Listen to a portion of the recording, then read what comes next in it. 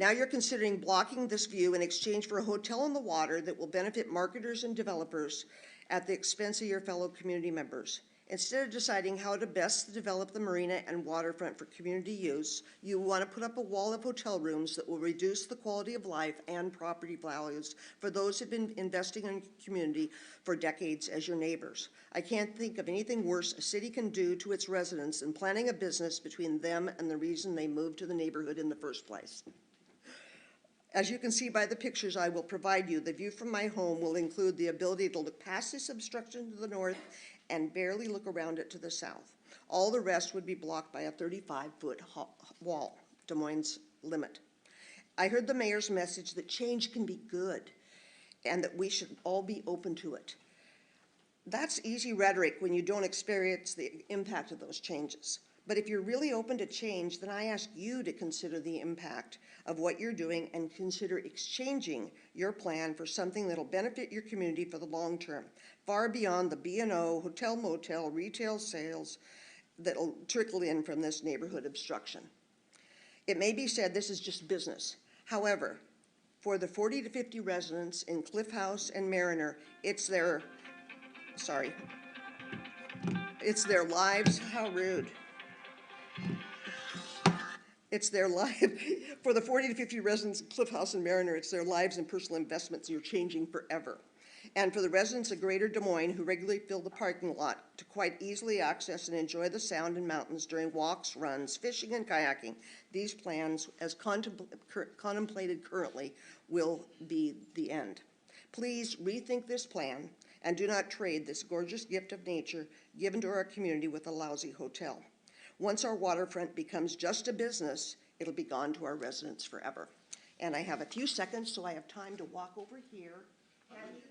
Ma'am, if you would just provide them to them. Yes. I'll let you know that these pictures show a view as it is currently, and then the view as it will be. I don't have the capability of computer rendering. When I had staff, they could have done a much better job. This is just Becky hand-drawn. So if you could take a look at these.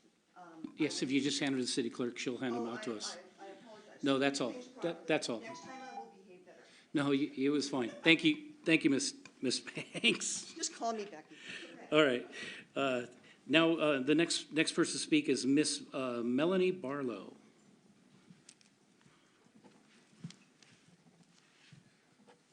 Thank you.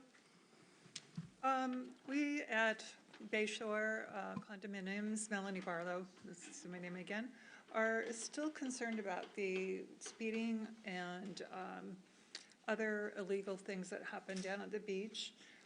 We recently, within the last 2 weeks, saw that ADA sidewalks have been installed. However, in attending all of these meetings, we never heard anything or even read anything in the Des Moines monthly newspaper that was going to be happening. So we were kind of shocked. At first we were told it was a gas line, and then we found out it was ADA sidewalks, which are a wonderful thing. Don't get me wrong. That is absolutely fabulous for those people that should also have access to the beach.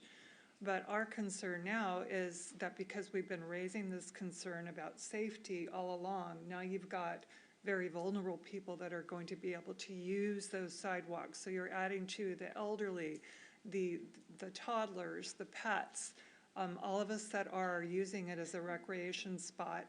And now we've added the people that are in wheelchairs as well. So just want to bring that up, that we feel now more than ever that this is a situation that should be addressed. Still hoping to hear something in regard to some sort of speed deterrent, whether it be speed bumps or something else. The flags on the speeding signs, the speeding and noise signs are disappearing because they're not permanent flags. So there's one of the structures that has no flags at all. We would like to have more attention drawn to what few signs we do have down there. And I know that with the last time we were here, we brought up the 19 or 20 zero poo signs that showed up down at the waterfront. really felt that that was overkill and wasn't sure who that was addressing since they were very juvenile in their wording. We've now noticed that they're all gone. We're not sure if that was city council or not, but if it was, greatly appreciate that. The view is much nicer without that much in-your-face signage. That's all I have. Thank you very much. Thank you, Ms. Barlow. Moving on to Mr. Rick Johnson.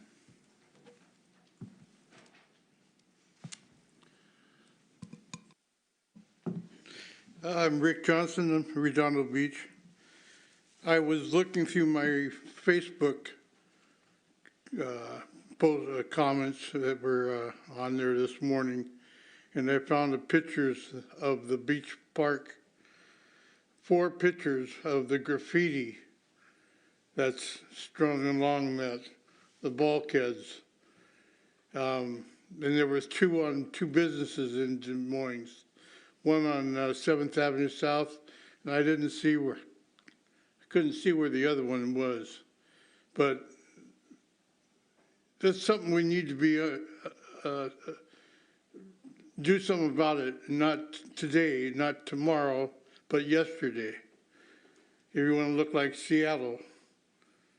And you need to have some kind of, it has Redondo too. We have the same problem down there, and we have 3 people that I know of. That one lady who cleans and sweeps the road and street and the sand, and she's real meticulous in what she does. And we have 2 gentlemen that canvass the canyon. That's the center road that goes up to Highway 99 Shell Station. But they pick up litter, and almost weekly anyway, if not daily. But and I want to thank them for what they're doing too. I saw one guy one day that on Soundview Drive, a gentleman was painting the area that where it wasn't any parking allowed for the fire hydrant, and I asked him. I thanked him first, and he was really like that. And he said that I said, "Did you buy that paint yourself?" And he said, "Oh yeah," but he was out painting the curb, so the other one was getting so dull you couldn't see it. But this. If you haven't been down into Seattle lately, it's just terrible at what they've done with the graffiti. And I don't want Des Moines to end up being that way, but we need to be on top of it. And it was also mentioned in the posting that these were gang markings. And LCB, he was the one that hit the one down on the beach, and the one on well, it was, I think they were all his doing, but anyway, keep on top of it. Thank you, Mr. Johnson. I was just informed that that the city's already aware of it, and half of the graffiti has already been taken care of, and they're working on the rest of it. So we have that same kind of philosophy as you just mentioned. I just want you to know it's being addressed. So thank you. All right. With that, I'm going to move it. Let me go ahead and hand that over. I'm going to move it on to Michael for your city manager report. You have the floor, sir. Thank you, Mayor, Council. Good evening, everyone. We have a number of items here, but the first one, I'm going to ask Dan Hopp and Max Massot to come up to the podium. And by a little background, so we have an open door policy in this city. And for me, that means my door is always open. And so I had the pleasure about 2 weeks ago of kind of looking at my door and seeing 2 heads looking in to see if I was in my office. And it was Dan and Max, and they have an idea that is, I think, a really good idea. and hopefully council feels the same way. But Max is our GIS administrator who does all our mapping, and Dan is our chief building official. So between the two of them, they came up with a concept. So I'll turn it over to you, gentlemen. Well, just gonna say real quick before Max steps in, it's a pleasure. Thank you, Michael, Mayor, and council members for this time. The situation is really involving, well, it started out with an addressing issue that we are hopefully going to turn into something kind of exciting. With the Des Moines Theater, one of the commercial units that are going to be facing the alley, which presents a problem because obviously addressing is more than just a destination that you plug in your phone. There's or a way to get mail. It's really for our first responders, make sure they get there safely. And so with that challenge, we kind of came up with something hopefully you'll enjoy trying to get a solution to. So with that, I'll turn it over to Max. Thank you. Thank you all for having me talk here. Dan introduced this this opportunity, pretty well. In addition to administering the GIS, I also do addressing on account of the building official, Dan. So I was looking at the Des Moines Theater, and it has a few commercial storefronts, and it also, I noticed in the back, it has one, and usually addressing, you can just throw a suite on there, there's a suite in the back, but it's not really discernible if you walked in the front door in the theater how you would get downstairs into the alley and then into that commercial space. So I was thinking, okay, all right, I'd just address off the street it faces.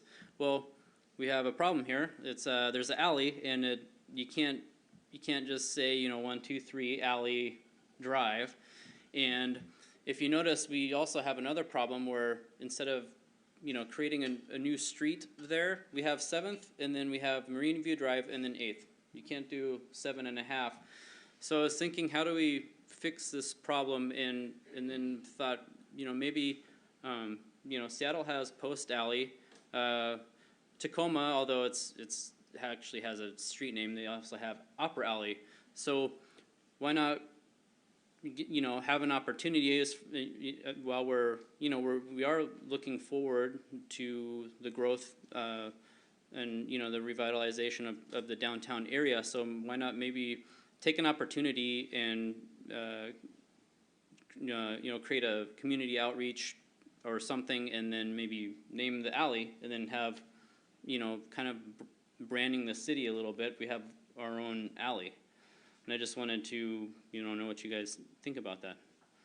If I may add, so the concept is to have the community provide input to name the alley. Council to decide on what that is in the end, but we would advertise it and get input and use the website and everything else, so we could get suggestions as to the names that council could ultimately. And that was kind of the beauty of what these two came up with. Well, normally we'll wait till the end, but go ahead, Councilmember Nutting. Yeah, if we need to make a motion that we put something together to go out to the community for this, then I'll make that motion. And I'll second it. We got a second. So the motion we have is that that we're approving the okay to go ahead with the naming of the alley drive, whatever that might look like, and you guys come up and bring forth to us. Is that pretty much what we need? It would Deputy bring Mayor, forth few recommendations from the community. Deputy Mayor Buxton?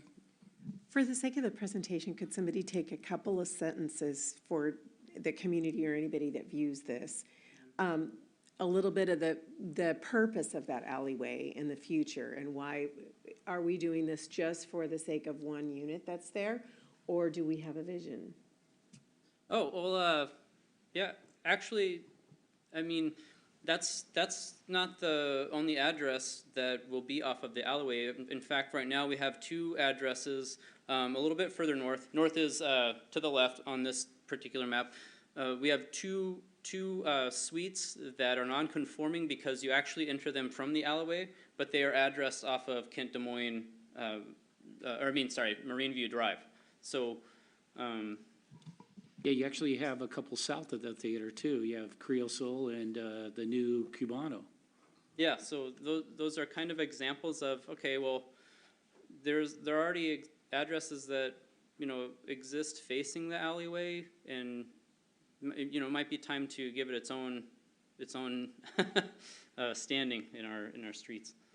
Councilmember, if I may, or Deputy Mayor, the alleyway, the idea was to activate the alleyway, and so we've worked at a capital project with Puget Sound Energy to underground the utilities in the alleyway, all the way along the green you see there. And at that point, that alleyway, especially as it connects to 223rd, but also 227, becomes part of the walking venue and recreational venue and commercial venue in the downtown. So it's a critical link for multiple reasons. I think we highlight the theater a little bit because they designed that building to emphasize what they call flow, meaning from Marine View to the alleyway, the building helps facilitate that type of activity or that type of mobility for people. So it has a lot of purposes, but I don't know, it's like Post Alley is a pretty famous place, and maybe we can come up with something, or the community can come up with something equivalent. Thank you. Thank you. I believe the Historical Society also is on that across the way. Councilmember Harris.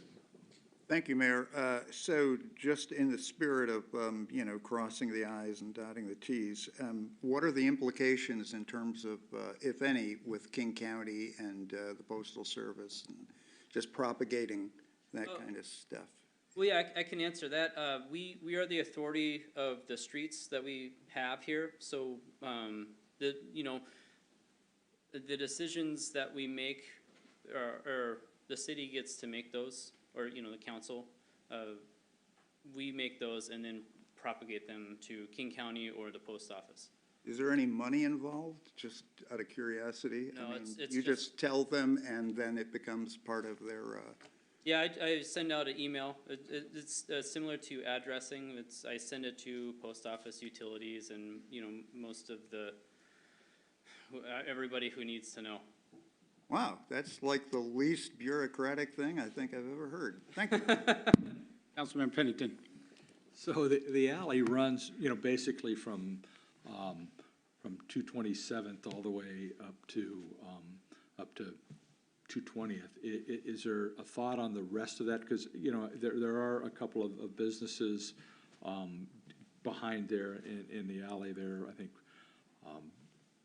the backside of Beanie Meats, and there's some, I know there's some shops under there, and I think at the other end there may be as well. So is there a plan to how to, in terms of response for emergency responders, if you have this one little piece and then you don't have anything here, it kind of creates a little bit of confusion. Would you name the entire alleyway from one end of town to the other the same name?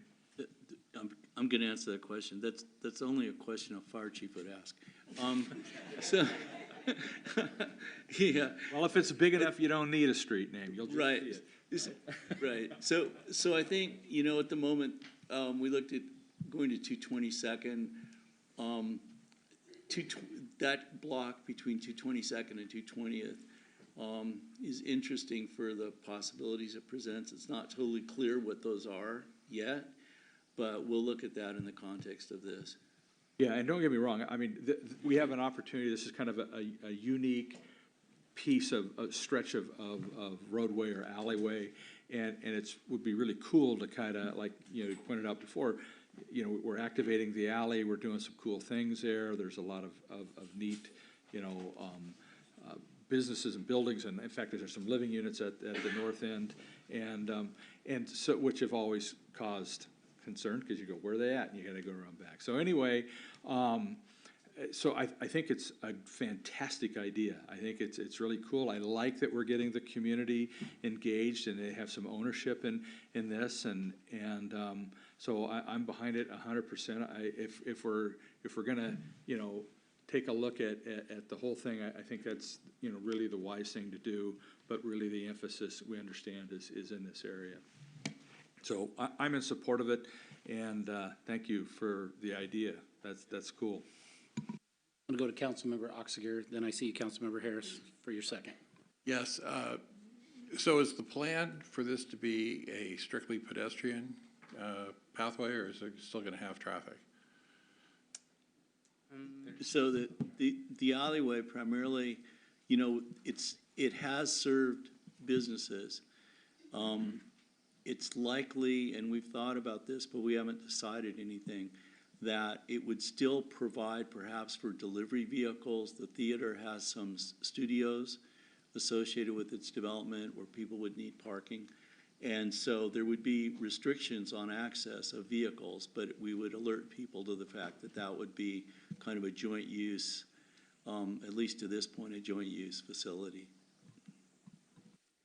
And of course, we work with South King Fire and others as we're developing this idea further, and how we implement this process. It's not gonna be just an arbitrary discussion or whatever, so. But yeah, all great questions, thank you for your input, and yeah, it will affect other businesses, but those businesses will be in cooperation with, as we move forward, so. Councilmember Harris. Thank you, Mayor. No, I find myself, you said that you were surprised to be in agreement with me, but, and I will reciprocate this month. I do not find that to be an arcane concern. I have this image of some resident having or a visitor having a problem at 1 a.m. and the person, the 911 responder says, where are you? And well, I'm at Millard Fillmore Memorial Alley.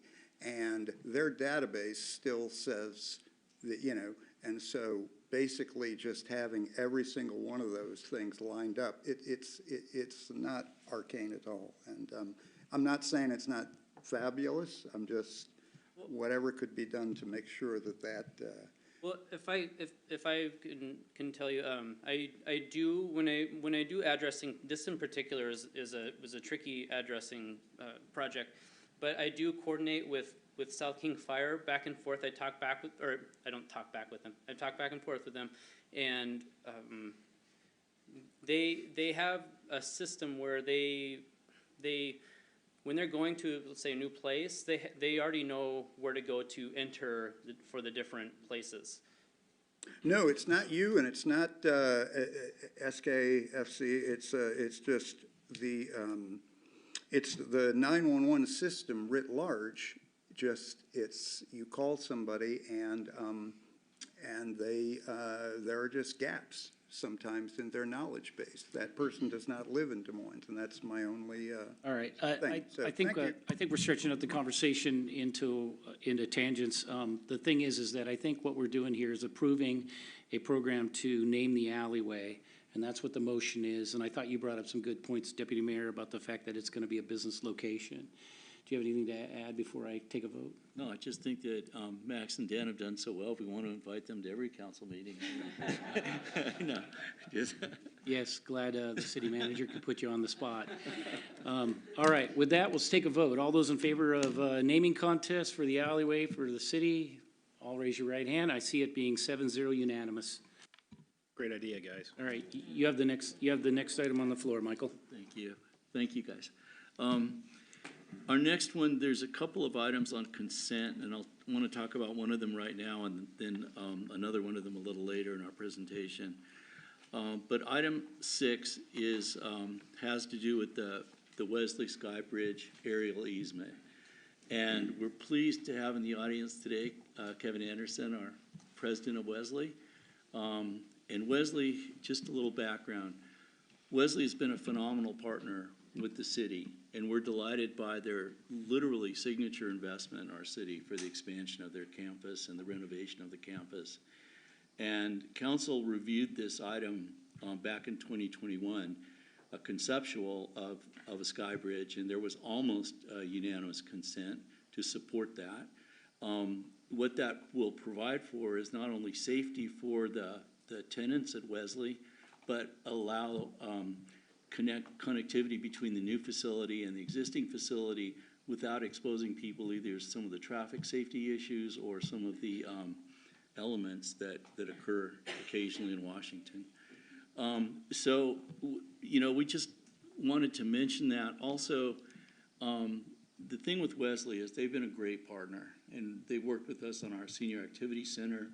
I think it's very important to remember that as we were doing all the improvements to 216th, Wesley essentially donated their frontage that was required for that roadway to be built, which was, a savings for us, for the public sector, helped facilitate the development of that project, but just once again kind of showed the way Wesley takes responsibility for being a part of this community, which we always appreciate. And I'm not going to ask Kevin to say anything. It's a consent item, but I just wanted you to know he was here for that purpose. And it's, I think we're charging a nominal fee, probably in perpetuity, for the aerial easement. Sorry, but even though you gave us, that's government, sorry, man. But at any rate, yeah, so I just wanted to kind of bring that to the attention of the council. I know the council members that know Kevin, and they may have something to say at some point in if the item is pulled. Thank you. So with that, I want to move on. We also have the pleasure this evening of having our executive director of SCORE, our correctional facility, Devin Schrum, is here, and we've asked her. It's been a while since we've been able to check in with SCORE. Most of that's related to COVID, but SCORE is a very dynamic, integral part of the justice system and of our community. Wanted to give Devin an opportunity to speak, but I wanted to just say a couple of things about that. The governance of SCORE is established through an administrative board, which I'm a part of. We have a finance committee, which Beth Ann Rowe, our finance director, is the chair currently. And we also have an operations committee that includes our chief of police. And so anything that's brought to the admin committee, especially that has to do with operations or expenditures, there's like a triple redundancy in terms of reviewing the items.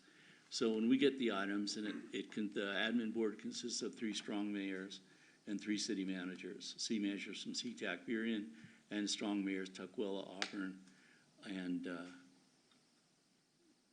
what am I forgetting? Federal Way is gone. Yeah, that's old news. Renton, sorry. Yeah, Renton, who's the chair of the admin board. At any rate, but it's really incredibly well-run facility, and Devin has done an amazing job. We've dedicated some of the ARPA money to support SCORE. We are not only, we have the sort of distinction of being not only one of the member cities or owner cities, but also the host city, since it's located within our city limits. And that, presents some problems, but one of the things we're always concerned about is release of any prisoners. They're transported back to their city of origin, so they don't just come out in the street in Des Moines. That's something that we're very conscious of, and SCORE is aware of our concern for that as well. The one last anecdotal point I will make, that when SCORE started about 10 years ago, bonds were issued for the building of the facility, and Des Moines was not a participant in the bond offering because our bond rating was so low, it was going to dilute the value of the bonds. So recently, new bonds were issued that included kind of taking the place of Federal Way and refinancing SCORE. And when we met with bond counsel, we had literally the highest rating of any city at SCORE at that point. So we contributed to a reduction in the cost by our bond rating. So with that, Devin, really glad you're here.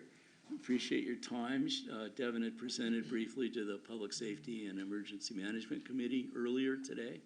And with that, give it to you. Thank you. Thank you. Thank you for having me. Again, my name is Devin Schrum. I've been with SCORE since August of 2018. SCORE was opened in 2011. It's the first regional jail of its type in Washington State. state-of-the-art design. This is our public lobby side, an image from our public lobby. It is a direct supervision jail, which means our officers are in the housing units and directly interacting with anybody who's in the jail. We have, and we're built to have, dedicated program and video court space, which in 2011 was well before its time. And of course, now we all know that there's high demand for video court services. It was built with a large at the time, 29 medical bed unit. It's an 802 bed facility and constructed at the highest security level. Next slide. So, as Michael said, our SCORE governance accountability, somebody said to me that I had 18 bosses, but really it's like 18 mentors, and I greatly appreciate every one of these finance directors, police chiefs, and city leaders, because they all really contribute to the running of SCORE. Some things to share about accountability. SCORE is the first jail in Washington State to be accredited by the Washington Association of Sheriffs and Police Chiefs, and the first jail to receive that accreditation for a second time.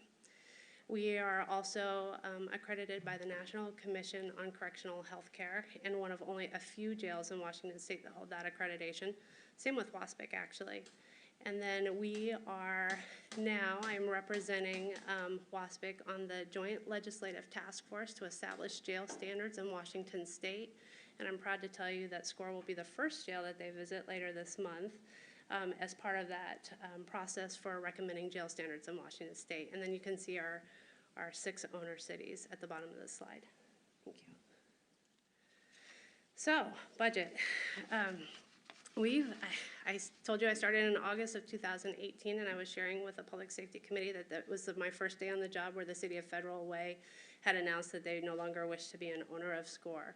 And that left me with a $5 million gap in operational funds to address. And so we worked really hard. Again, we is a very collective we, including all of our advisory committees and the administrative board. But we worked hard on refunding our bonds, which generated significant savings. We increased our housing contracts. We were very successful addressing contract gaps with our largest contract with Washington State, and were able to actually bill for items that had previously been missed in their contract with SCORE. And then lastly, we implemented specialty service rates and billing, which means that we looked at who was using SCORE, and we have contracts with several other jails because we're one of the few jails that has 24/7 medical care or mental health care. So we looked at those beds and the cost that it was costing the cities to provide those services, and adjusted our rates accordingly for those beds. And that addressed that $5 million gap. And in 2020 was the first true budget that we got to put forward. And that's when COVID hit. So that created, overall, it created a $6.8 million gap, because safety is our top priority. And with COVID, we had to reduce our average daily population. We went from 650 people in our jail to less than 300. And it really was through booking restrictions and prioritizing who went to jail in the middle of this global pandemic, when my staff at the time didn't even have all of the safety supplies that they needed. I'm proud to tell you that's all been addressed. But at the time, it was a very scary event, and trying to manage and keep not only the inmates safe, but our staff safe. We reduced expenses by adjusting our employee base. So we went from 160 employees to 128 employees during this period of time. And again, you have less inmates to manage, so you really need less employees to manage that. But we made sure that those ratios stayed the same, so that we were still operating a safe jail. We increased our grant revenue and took advantage of different grants that were made available as a result of COVID, such as FEMA grants. We used some of those grants to buy and procure emergency medical supplies.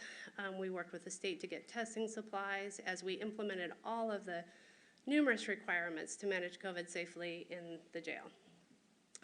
What we were not eligible for is to apply directly for any American Rescue Plan Act dollars.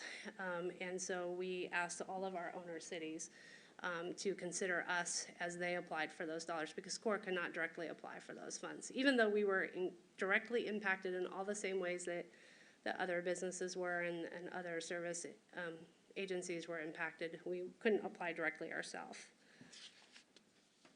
And let's see, I think next slide, please. So, the operational impacts of COVID, now, in 2022, SCORE has experienced the highest rate of staff attrition that it has had, and we're at approximately 20% over the last year and a half. There is distinct corrections fatigue, and this is common in all public service fields, or any public service field, but we're experiencing it at SCORE as well. The other challenge is that it takes an incredible amount of time. We have the highest, best trained corrections staff in Washington State, and it takes time, energy, and resources to get them to be as trained as they are. We have a 10-week basic officer academy and another 6 to 10 weeks of field training that takes place once they graduate the academy. So just losing that technical expertise at such a high rate was really hard for SCORE. Now, I'm proud to tell you, and I should add, that is the story for all jails in Washington State. That's not unique to SCORE. And in fact, other jails have experienced even higher rates of attrition or vacancies. I'm proud to tell you, though, that we have filled all of our custody positions. Not all of those new officers are fully realized yet. They're in various stages of training, the academy and or field training. But we have filled all of our vacant positions. We were able to settle our largest labor contract, and within that, we built in some recruitment and retention incentives. I'm sorry, not recruitment, retention incentives to hold on to the officers that we do have. But we also significantly modified our recruitment strategies. I have a 2-person HR team, and what we did to attract people when others weren't was we went to different locations in the military, and we actually sent our recruitment team out to those places, but then we assigned mentors to mentor applicants through the entire really daunting process. You go through all of the same background checks that you would to become a police officer in the beginning, and so we mentor people through that process, and we started doing conditional offers right from the very beginning to keep people engaged in that process. So I'm really proud of our recruitment strategies. Not only have they paid off, but we have at least 5 other jails coming to SCORE to meet with my 2-person HR team to kind of figure out what they're doing differently. So I'm proud of that, and you should be too, because we're your jail. Let's see, okay, next slide, sorry. So our current budget, I'm kind of fast forwarding the last 4 years here, but our current budget is a biennial budget. It's our second biennial budget. It's balanced. And it is stabilized based on our 2022 experience. So it is very conservative. And it really has taken all of 2020, 21, and this year to kind of understand where we are going to operate. We lifted our booking restrictions in July of 2021, and our average daily population is at 338. Our budget does return or fully fund contingency reserves, so that's not a cost continuing to pass on to your cities. It does establish a 6-year plan for capital expenses so that we can better predict what capital expenses we'll have and take care of them. And although we're a relatively young building, we're a 24/7 building, and we're starting to experience the maintenance and equipment challenges of a 24/7 operation. And so this 6-year capital plan includes taking care of our equipment and the building itself. And of course, our HVAC systems, we have amazing systems, and it really helped us in COVID because each unit has its own air handling unit, which is great. It kept us safer from airborne diseases and challenges, but that's also, every one of those units is not able to keep up with the changing climate. So that's a pretty significant expense to go through and modify and update that. And I think this budget takes care of 13 of those units throughout the biennium. But I want to draw your attention to the owner contributions. You can see it goes from 2014, skips a few years, and goes all the way to 2023. Because our operating budget is less than it was in 2014.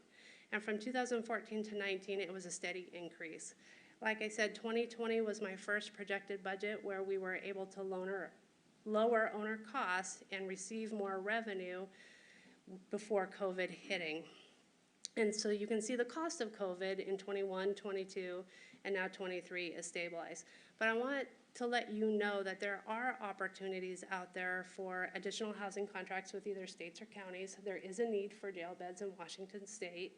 You have a jail that has capacity to make available. And so I will continue to work toward reducing your owner costs by addressing those needs for others. Okay, next slide. So we weren't just managing COVID. We also were very ambitious, and we decided that we really needed to look at our mission, vision, and values. And I'm proud of this work specifically because it came from the employees.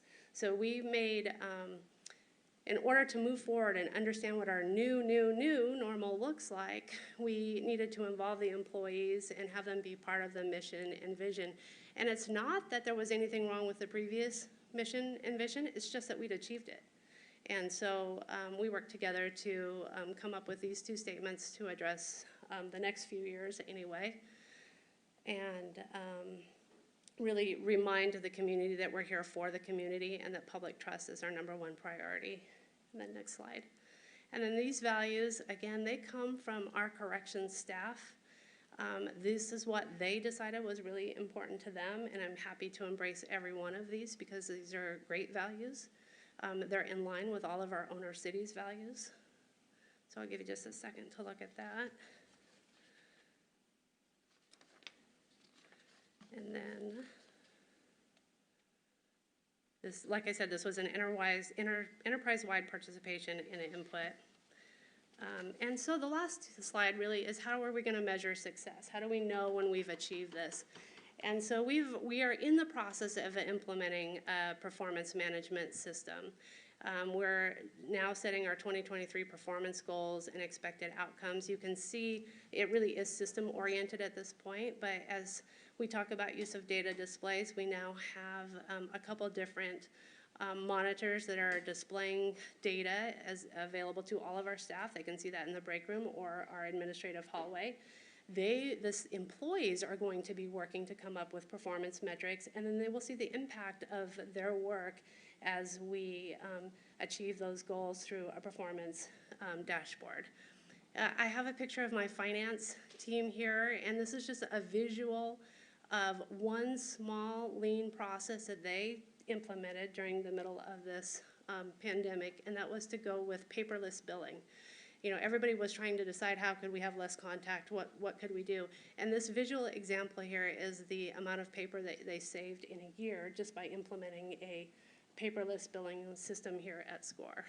So more to come on that, but I'm pretty excited about this work. And I think my last slide is just a thank you and my contact information. I welcome you to come see the jail, come walk through the jail.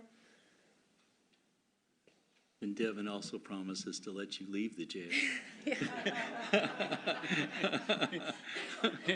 I'm sure some of us might not make it out, yeah. With that, I'm gonna open up the floor to questions really quick, so we can move along, but if you have any questions or comments, go ahead, Deputy Mayor. Great presentation, thanks. I appreciate that, Devin, and especially after your presentation earlier this evening.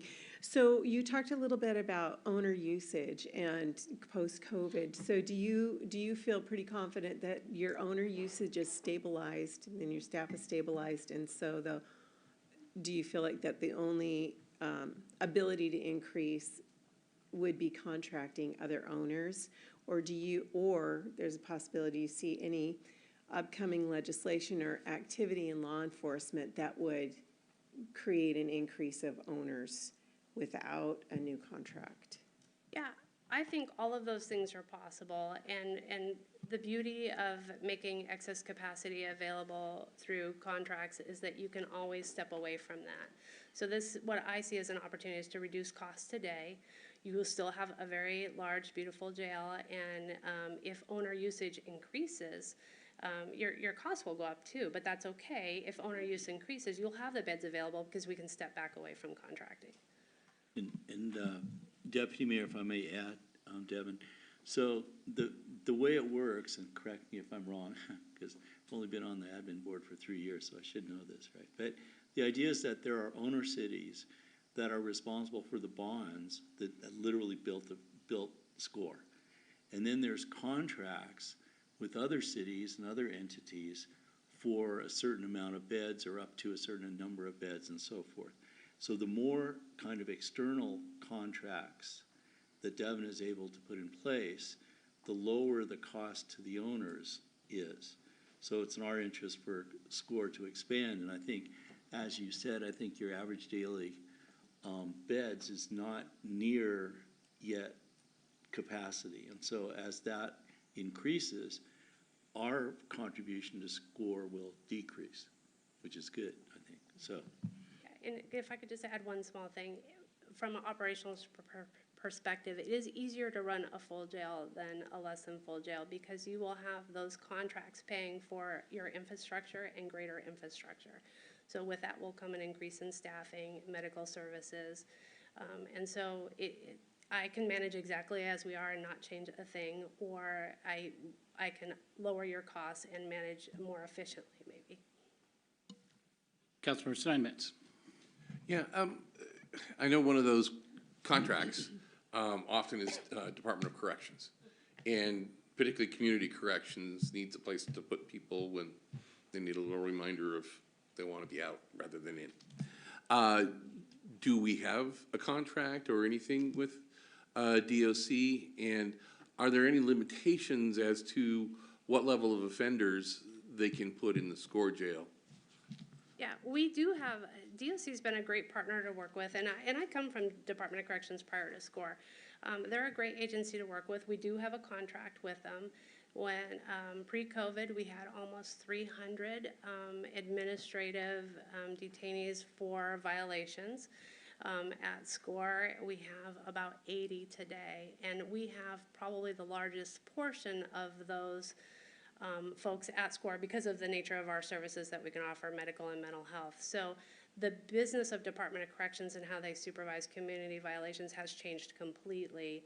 And so yes, but we do still have that contract. It's a great contract, and they've been a great partner. And the level of offenders? Is there any limitations on that, or? I'm not sure what that means exactly, but they're there for an administrative hearing. Mm-hmm. If they're a Class A felon or a Class C felon, Yeah. they probably are graded out at different levels of offender. I assume that would be a familiar term, but maybe not. But do we have any restrictions on that? Well, so they are there for an administrative hearing, and they've been released from prison out into the community. So, but what SCORE does have is an internal classification system, and those are the kinds of things that we take into consideration about where we would house them in SCORE. So we look at past criminal history, including any prison history that goes with that, and house them accordingly. And like SCORE is constructed to hold the highest security person in the state. I mean, we could conceptually have prisoners there. It's the same level from prison. It's the same level of construction. So, but they're there on an administrative hearing, and even folks who come in for a misdemeanor crime may still also have a felony conviction in their history. So it's a mix all over the board. But what SCORE does to manage the safety around that is internally classify and take all of that information and house them accordingly.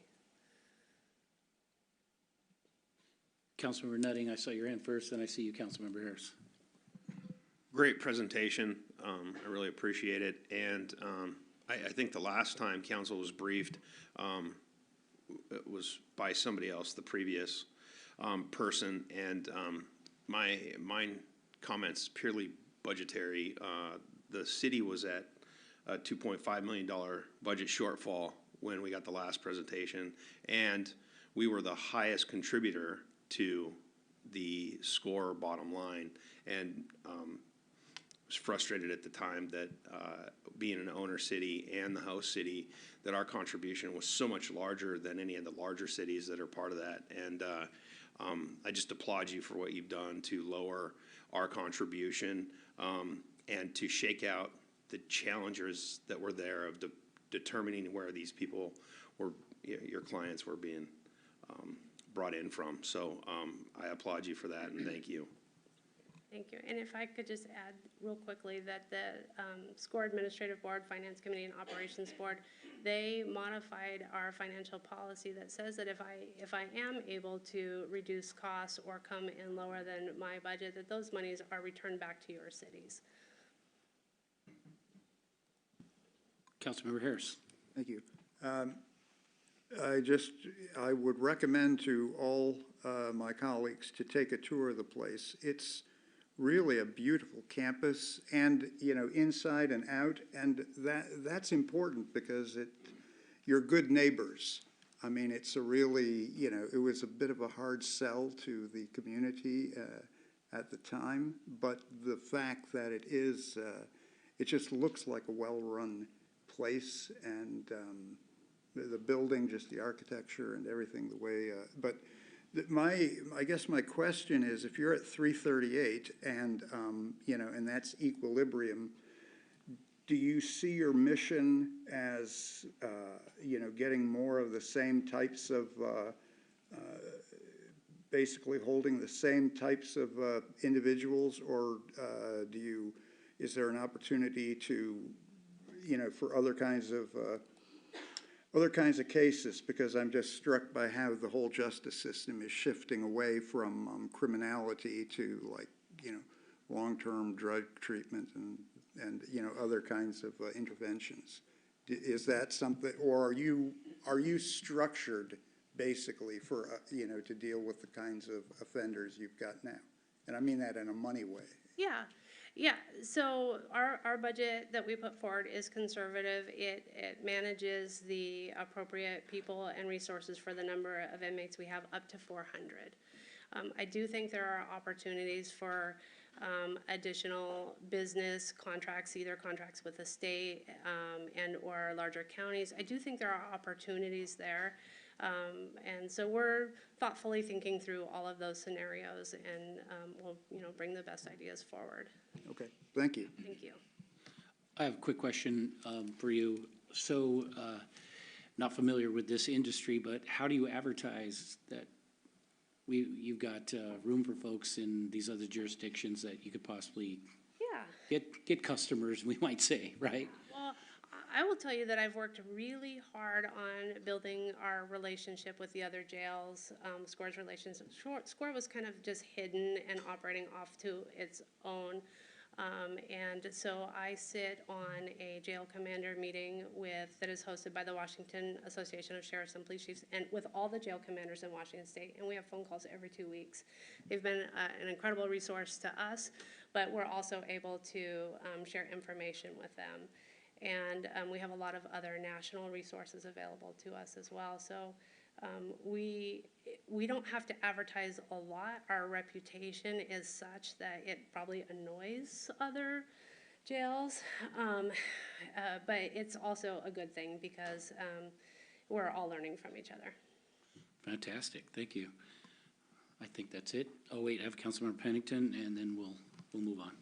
Yeah, and I was just going to echo Councilmember Nutting's words. I was here when that happened, and it was quite an interesting conversation, and we'll leave it at that. It didn't really hold water to me, but thank you for what you're doing, and the work that you've done and where you've come, and with your administrative board and folks, and it is a pretty remarkable facility relative to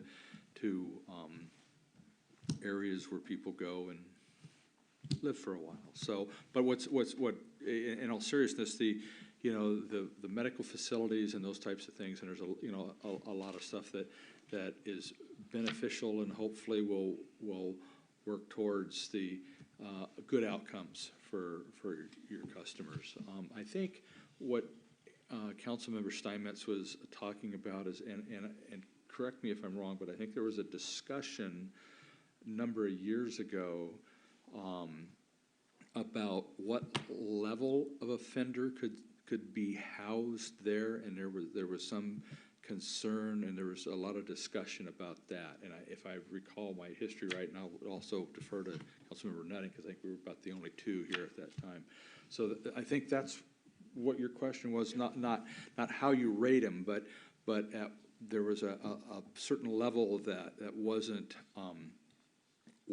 something that was, I think the owner cities, or certainly this city was concerned about. And so maybe to provide some clarity to his question. Devin, I could. Okay. So, Councilmember, yes, you're correct that when the original land use application was done for SCORE, it was with, and nothing's exactly black and white, but it was essentially for misdemeanors. And that was the sort of the prime focus.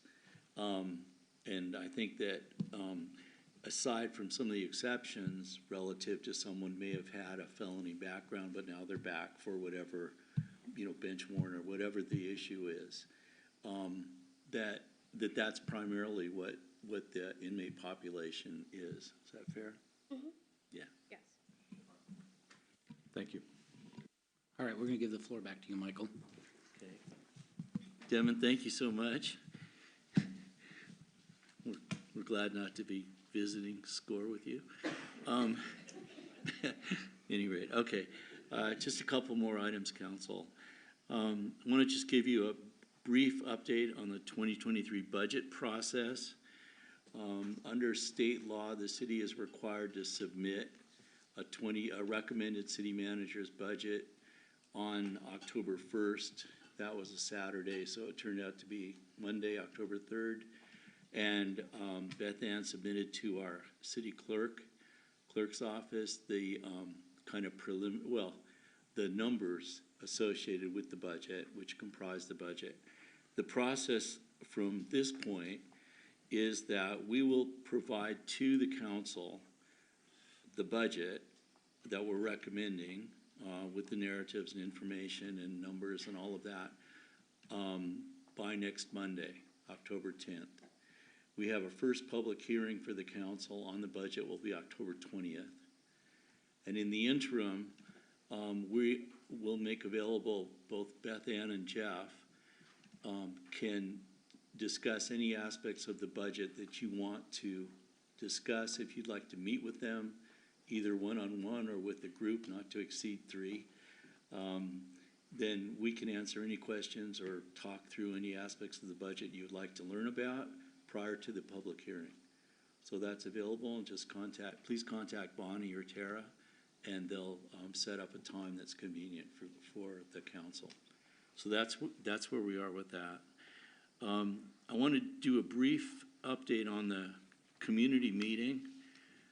Was on the marina redevelopment that was held September 27th, Tuesday from 5 to 7 p.m. Very successful. We had over 100 people come. There were the meeting was from 5 to 7. I think we had 100 people there at 20 to 5. And, there was a lot of information from prior community meetings so people could see how we built on suggestions we've received in the past and the evolution of where we are. COVID, of course, slowed us down, but gave us an opportunity to rethink a number of things based on input from different sources about the best way to proceed. So the mayor gave a great presentation. Jeff Covell, our architect from Skylab, gave a great presentation talking about kind of the past and where we're going forward. And then we also we took a number of questions. We had a number of stations where people could go and ask questions about ferry service or the actual redevelopment or the history of it or a number of things. And then we also, and just give you a brief summary, we also requested input from the community on a number of items. So I just want to share those with you. Relative to the public domain amenities, we received a lot of support for everything that we put on there, but essentially it was a kids' splash pad play area, art, an amphitheater for events, picnic spaces. All of those received a lot of support. We asked if people were interested in the ferry service, continuing the ferry service and providing a commuter aspect to it. And that was a very strong response as well. And then people identified in terms of timing, 8 to 9, there would be a strong support for ferry service, and 9 to 10, and that would be Des Moines to Seattle, and then Seattle returning to Des Moines. The strongest hourly support was from 7 to 8 p.m. So we will be bringing to council a report on the ferry service that ends next, Monday, Sunday? No, Sunday. Sunday, the 9th. And then we will bring a report to council on November 17th, along with our proposed legislative agenda, to just talk about what we learned, what the value was, and potentially steps going forward. And then we asked them about dining facilities, remembering that on the Argosy boat in 2017, wine bar and brewery were the highest choices of our community, which I'm very proud of that. But we asked them, and they were very supportive of everything we put down. We took down fast food, food trucks, coffee shops, sit-down dining, wine bars, distillery, and a brew pub. And the only thing that didn't receive a lot of support was the concept of a distillery. So we thought that we gained a lot of information moving forward, and we will continue to inform council at significant milestones. But we thought that was a very successful meeting. We appreciate it. Almost all of you, I think, were there. And it was a good event. It's good to get the community involved and especially see people face to face after the last 2.5 years where we had, COVID kind of interrupting things. Okay, just 2 more things. Actually, just 1 more. On your consent agenda, there's item number 3 is a modified short subdivision. It's a quasi-judicial hearing. Just give you a little background, and if I mess this up, Jason's here to correct me. Feel free. But the idea is that, this would be a normal process, except there was a modification to the short plat relative to transportation and access. And so that requires council approval for a modification. But it becomes a quasi-judicial hearing because council's role is to say, is this consistent with city standards? Council has taken these steps in the past also, but this just provide for a modified, vehicular access to the site and the way it's laid out. And so because that's a slight modification, it requires council action. But the only thing council is judging is this compliant? And then staff is recommending this modification. So that's kind of where we are with that. Jason, do you want to add to that, or? Okay. Thanks. That's good. That's to your credit. No. Any rate, so with that, Mayor, that concludes the city manager report. All right. Will the city clerk please read the consent agenda? Item 1, approval of vouchers. Item 2, approval of minutes. Item 3, LUA 2019-0063 Shifra Modified Short Subdivision Preliminary Approval Concurrence. Item 4, 24th Avenue South Improvement Project On-Call General Civil Engineering Task Assignment with Parametrics. Item 5, Redondo Boat Ramp Boating Floats Rejection of Bids. Item 6, South 216th Street Pedestrian Bridge Easement to Wesley Homes, Des Moines. And that concludes the consent calendar, Mayor. Councilmember Nutting. I move to approve the consent calendar as read. Deputy Mayor Buxton. Second. Second. Okay, does anybody wish to pull an item? Councilmember Steinmetz. I'd like to pull number 6. Okay. Councilmember Harris. I'd like to pull item number 5. All right. With that, we will vote on consent agenda for items 1, 2, 3, and 4. All those in favor, please raise your right hand. As it should be, consent agenda, all those items pass. And with that, we're going to start with, we'll start in order of the item number. So we're going to start with item 5. And with that, I'm going to open up the floor to Councilmember Harris. Thank you, Mayor. This is really just a question for, I was just struck by how 72%, and the only reason I'm asking is because usually you guys hit it. pretty close. How come? Well, actually, this was the bid from that firm, as you say, 72% higher. We factor in, to be honest, I'm not sure exactly why it was 72. Yeah, I agree. Sorry, but Give we our need- public we some need- perspective of what Public you're needs some asking. context here of what this question's Yeah, about. thank you, It's Councilmember nothing Steinmetz. against Forgive me, it's our meeting, and so I assume we're all talking about reading from the same Yeah, hymnal. Councilmember Harris, just because the public's watching it, it would behoove you just to help out a bit, I'm all unless you want about me to helping explain out it. the public. So basically, the bid, it has been my experience that the engineers come pretty darn close to target on the bidding process. And in this case, we're being asked to reject the bids, which this is maybe the first time since I've sat here, because normally the consultants or our own staff get it pretty close to the mark. So when it's this far off, I have to ask why. How'd I do? Councilmember, Thank you, Councilmember.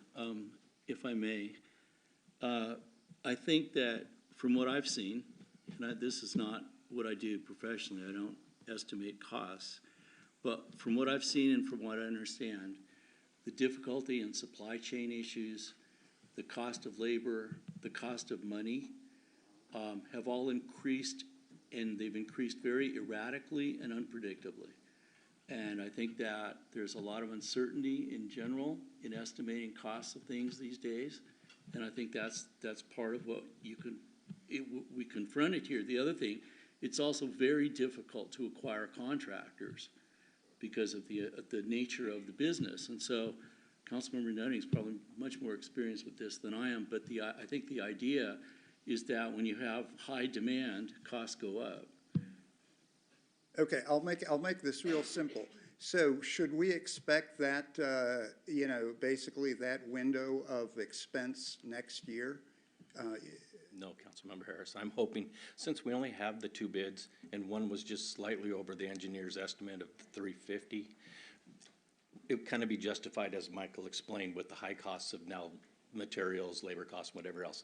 The one that was 72%, we have no other one to compare it to, and that's why we really want to reject them. Go out with restructure it, go out and get more than just two to make sure that we're in that window that we should be in. I feel much better. Thank you. Councilmember Steinmetz. Yeah, and if I can just give a little clarification, we're talking about the floats for the Redondo boat ramp, correct? Correct. And so that bid, the engineers put together what they thought it was. One bid came in extraordinarily high. One bid came in just slightly over, but there was another reason to reject that bid. Correct. And so now we're just gonna put it out for rebid. That's really what we're being asked to do. Correct. Just so that there's some clarity as to what we're talking about and why. Thank you. Yes, you are Is correct. that correct? Yes, you are correct. Thank you. Right, Councilmember Nutting. I move to reject the bids received for the Redondo Boat Ramp Boarding Floats Project. Second. Second by Councilmember Pennington, was that? Yeah. Okay, with that, let's go ahead and take a vote. All those in favor of item 5, Redondo Boat Ramp, rejecting the bids? I could see 7, and we're gonna move on. Thank you. Passes. All right, with the item 6, the Wesley Home easement for the pedestrian bridge, I'm gonna turn it over to Councilmember Steinmetz since you pulled the item. I pulled this for a couple of reasons. One is because I think there needs to be a better understanding of what it is. I know we approved this, or the previous council approved this conceptually. I remember sitting out in the audience at that point. And, it's a nice design. It's really going to be something that is visually very attractive for the city of Des Moines as you're coming in down to 16th. My understanding is there's also going to be some signage. And I don't believe we've seen any of the proposed signage and what that's gonna look like. Is that correct? Are we gonna be given any approval for that?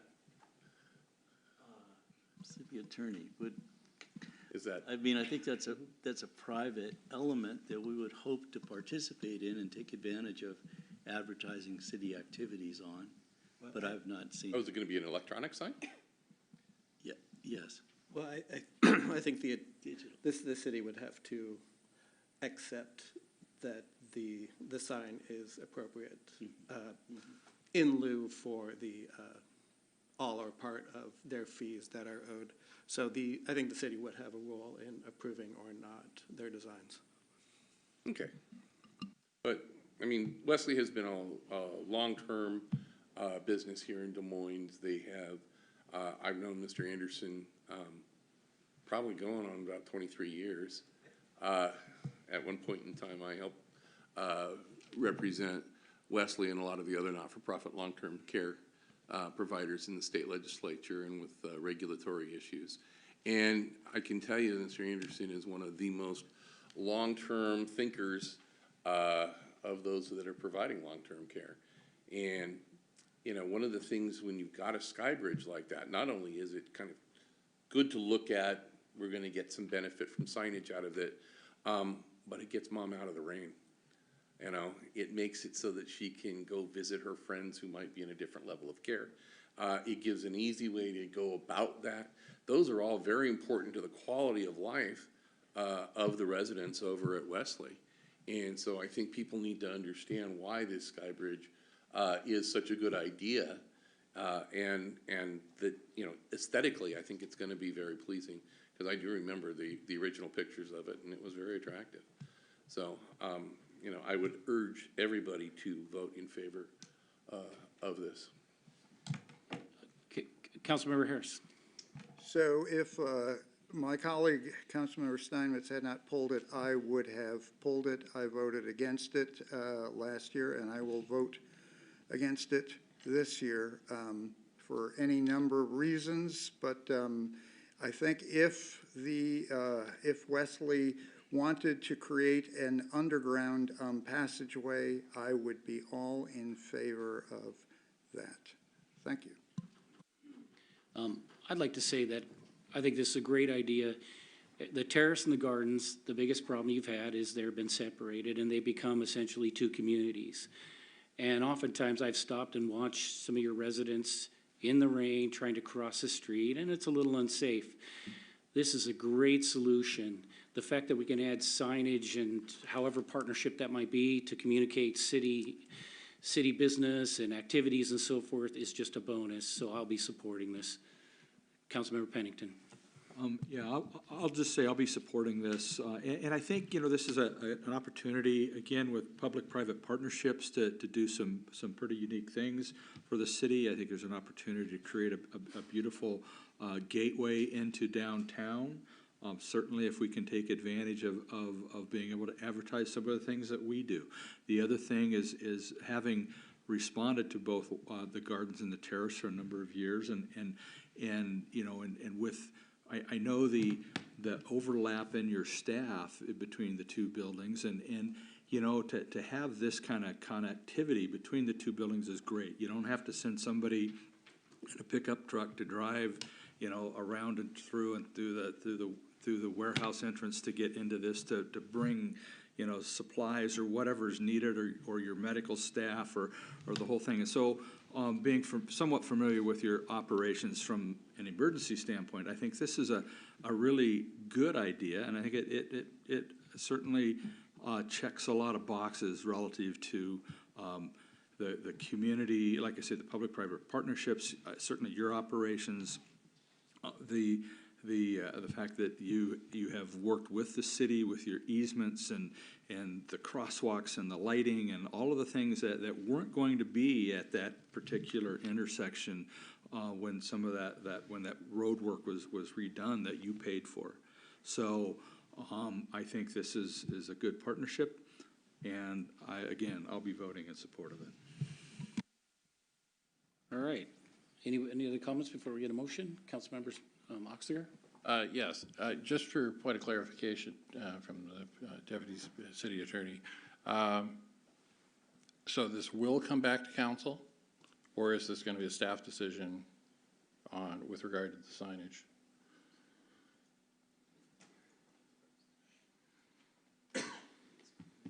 I think I'll have to discuss with the city attorney the full process for who makes that decision. I believe it'd probably be an administrative decision, but I'm sure council will be kept apprised. Yes, go ahead. But however, this item is to approve the construction of the Sky Bridge. There, an aerial easement to allow Wesley to go forward with that aspect of their development. And this does not relate to signage, which is a separate issue. But aren't we waiving the fee in exchange for the signage? We're not waiving a fee. There is a fee associated with that easement in perpetuity, my understanding. It's $1,000 a year. There is a provision in the easement that provides that could be an option for an offset against the fee. But I think that would be a future discussion. But that is a possibility of how the signage could come about. Okay, so then. But it's not demanded by the easement, but the option is there if the circumstances are correct. So again, it would come back to the council. If it's attached to the fee, it would have to come back to the council. Councilmember, I guess there are two parts to this. First of all, we have a sign code, and if they were in compliance with the sign code, then council would not see it in all likelihood. If it had to do with a financial arrangement in an agreement, then depending on probably the magnitude, that would be a city attorney call, and it's possible it would come back to council. Councilmember Harris. So, just out of curiosity, I mean, let's say the Wesley does not choose to go forward at this time. I just, this is probably, I don't mean to beat a dead horse, but this is truly a perpetual easement, like forever, or, yeah. I mean, in other words, let's say that Wesley, the property goes to another owner. Does that easement transfer over to the new owner to do with as they wish? What are the limits of that? Not sure.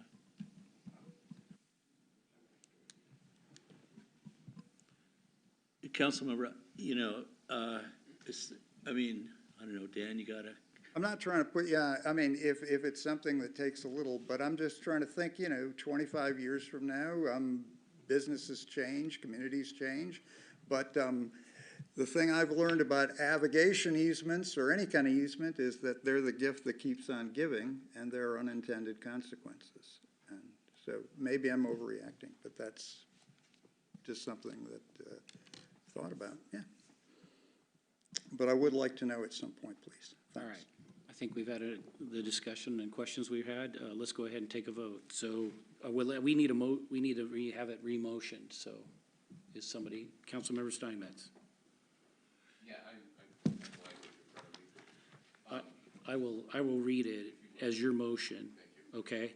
So Councilman Steinmetz is making the motion to approve the pedestrian bridge easement agreement with Wesley Home Des Moines LLC and authorize the city manager to sign the agreement substantially in the form as submitted.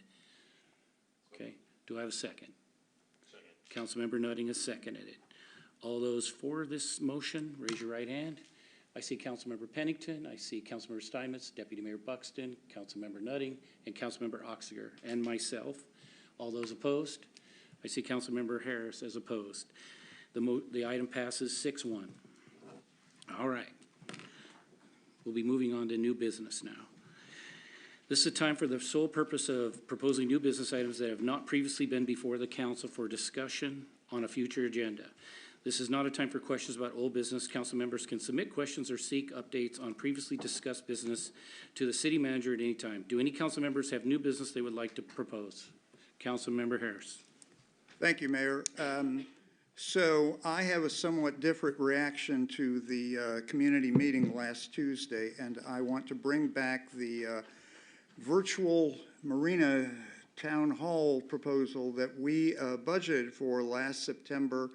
I'm about 100% certain that the Skylab person could have brought a thumb drive with a virtual walkthrough of that presentation that would have fully addressed the concerns of everyone in the audience.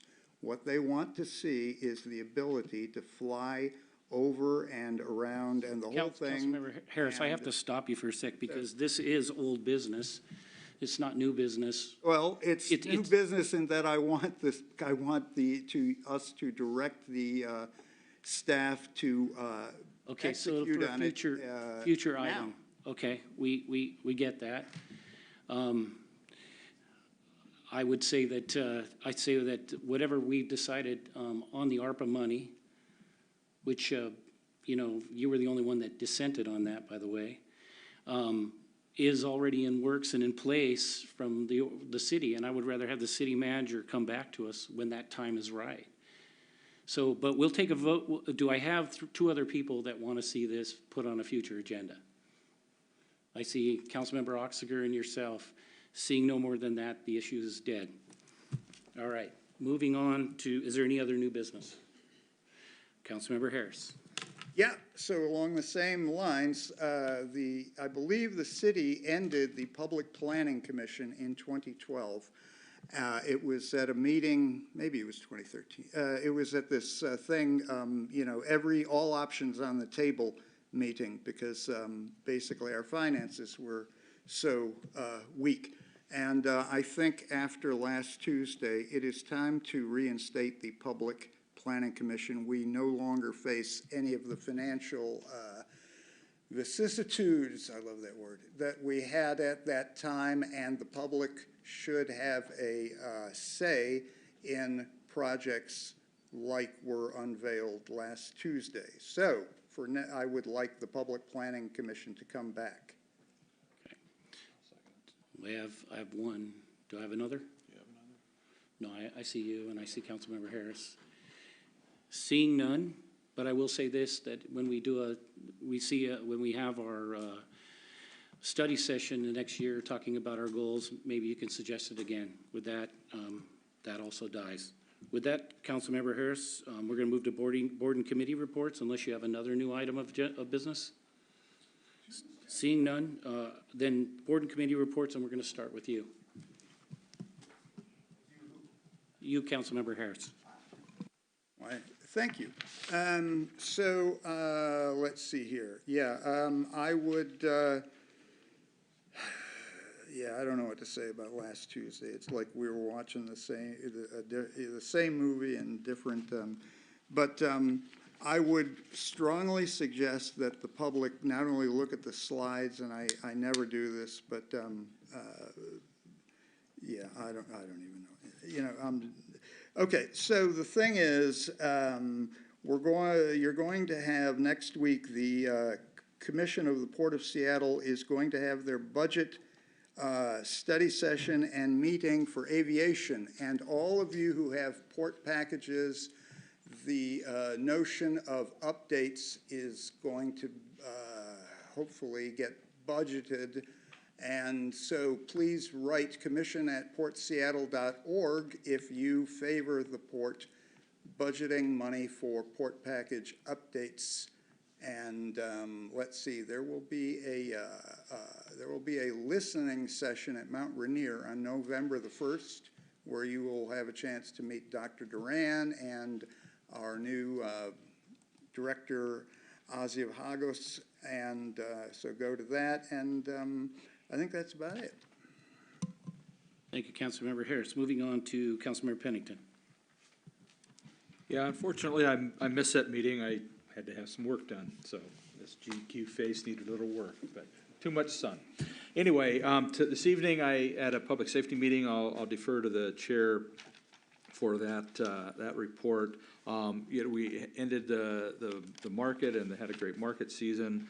Looking forward as we go into the fall and winter months here. So that's it.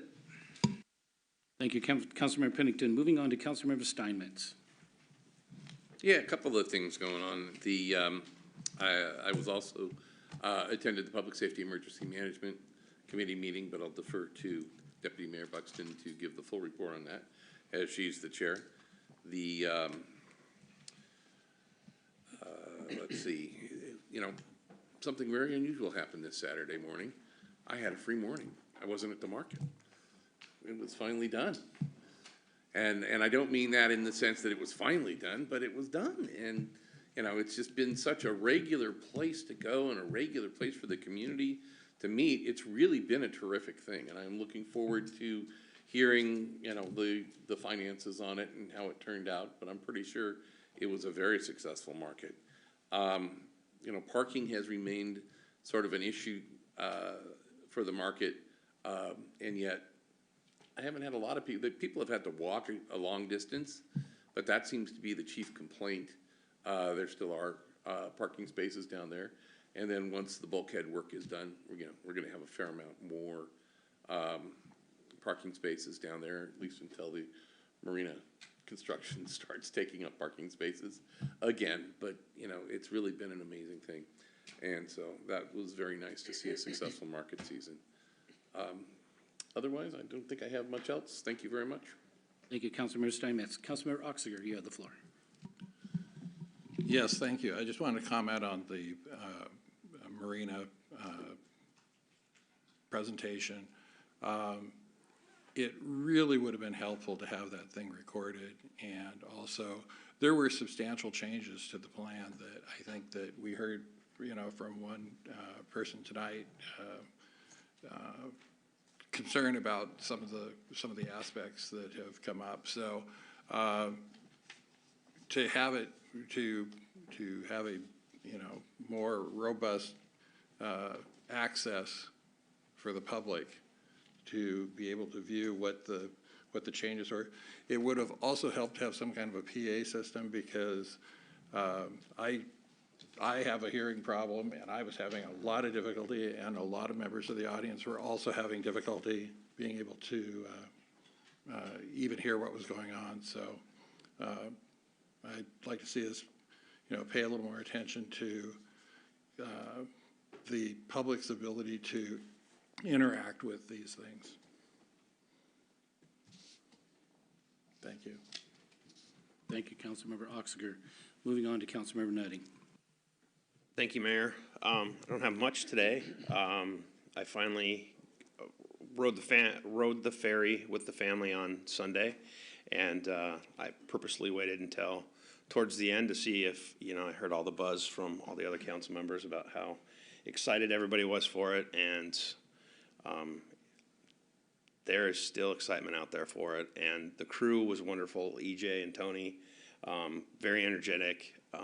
It was early in the morning, first go around, and they were happy, bright, smiley, just interacting with the group on board. It was packed going to Seattle, probably because the Mariners were in town, but nonetheless, everybody was having breakfast, and a lot of good conversation on the boat. So it was a good ride, and that's all I have. Deputy Mayor Buxton. Thank you, Mayor. Since we last met, I've been involved in 23 engagements with colleagues, staff, citizens, boards, and committees, and discussed and advocated with regard to local and regional policy, housing and homelessness, public safety, growth management, economic development and small businesses, the workforce pipeline, and public events. I enjoyed, celebrated, and wept with our community. I would say the most notable, besides the one event that involves the entire community that's already been discussed, was an event up at Midway Park that I attended with the mayor for the family of Ezra and Nehemiah Taylor conducted this amazing, beautiful event up there. And if we can soberly remember, Ezra was inadvertently killed in an incident about a year ago up on the highway. And his family has taken that event and instead of embrace bitterness or despair, has turned the energy of that and of Ezra's energy into pouring back into the community in some incredible ways. And they had this amazing celebration up there, inviting the entire community to come and participate with them with food and music and weeping and laughing and hugging. It was incredible. I am so proud of this family and how they're pouring into this community.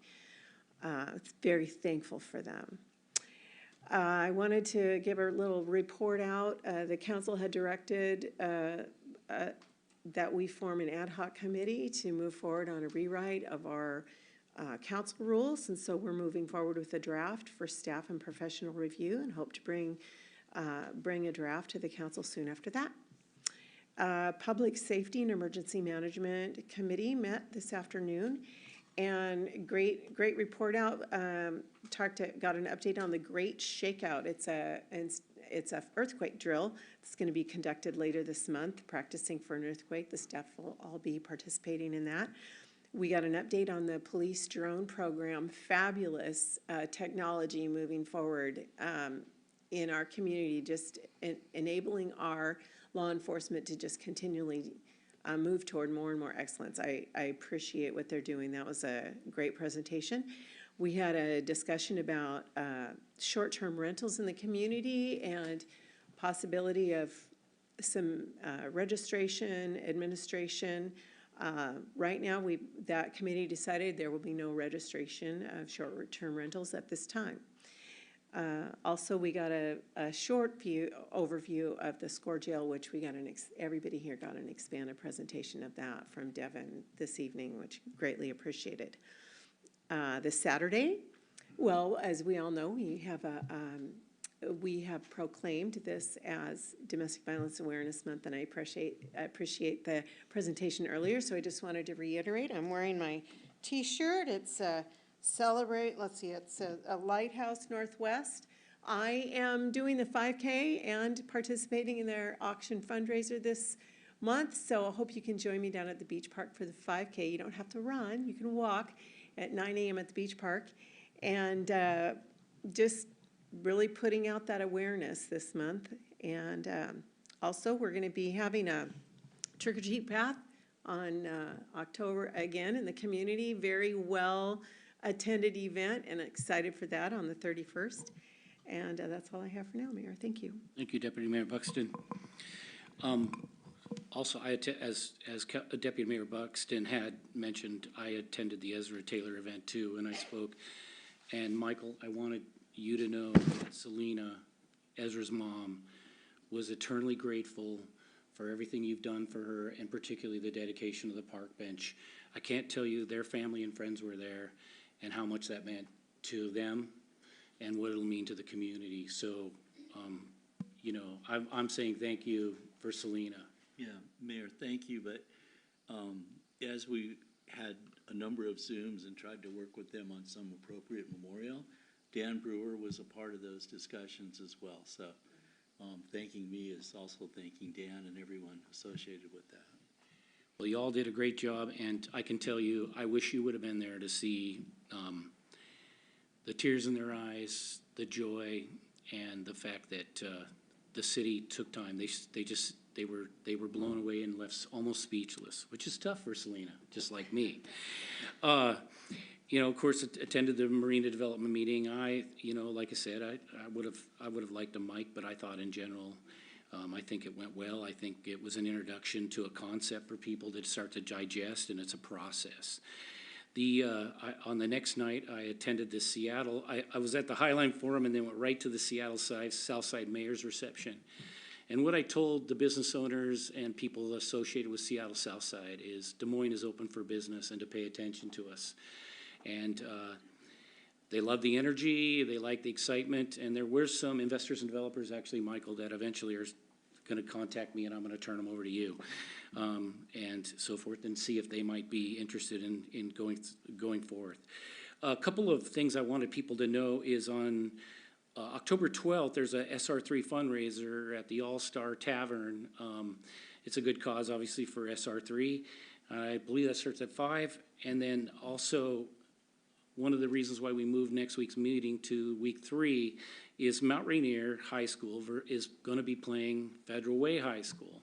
For most council members, we're going to be conflicted, and that's 7 p.m. Thursday. Councilmember Steinmetz will probably stay on the Federal Way side, and Councilmember Nutting, I don't think his daughters would let him live if he crossed lines. But I plan on starting the Federal Way side for the first half and then move to the Mount Rainier side for the second, and invite all my colleagues and the community to join. One of the biggest things we're trying to do is join our school district and their activities to the community. So I invite you. Both have pretty good teams, they have good coaches, and a lot of quality young individuals. So I encourage you to come with that. And with that, our next meeting, as I alluded to, will be October 20th at 6 p.m. And do I have a motion to adjourn? So moved. Second. And I have a second. I got the motion from Councilmember Nutting, and I'll give it to Councilmember Steinmetz. With that, all those in favor of adjournment, raise your right hand. Passes 7-0. Everybody have a safe weekend and a good night. Thank you.